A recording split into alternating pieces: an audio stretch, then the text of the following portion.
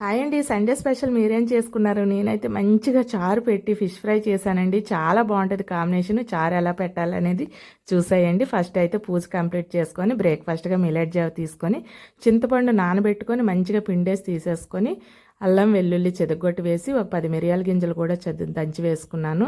ఒక half spoon సొంటిపొడి వేసి పసుపు, ఉప్పు, కారం, ఉప్పు అనేది ఎక్కడో మిస్ అయింది. కరివేపాకు, ఆనియన్, పచ్చిమిర్చి, బెల్లం వేసి మంచిగా కలిపి చారు బాగా మరిగిన తర్వాత పోపును వేసుకోవాలండి. కొంచెం ఇంగువ వేసి పోపు వేసుకున్నామంటే చాలా బాగుంటుంది. పోపు బాగా వేగాలండి. తర్వాత ఇలా ఫిష్ ఫ్రై తవా మీద చేసుకున్నాను. అన్నీ మ్యారినేట్ చేసుకుని ఒక 1 అవర్ ఉంచేసుకొని మిడిల్ ఫ్లేమ్ మీదే ఫిష్ ఫ్రై చేసుకున్నానండి. అలా చేయడం వల్ల లోపలికి బాగా ఉడికి మంచిగా టేస్ట్ బాగుంటుందండి. ఇలా ఫిష్ ఫ్రైకి ఈ చారు అయితే వేసుకొని తినమండి, పోసుకొని తింటా అంత బాగుంటుంది. ఆనియన్ ఇలాగ ఫిష్ ఫ్రై పెట్టుకొని తింటే సూపర్ అండి బాబు.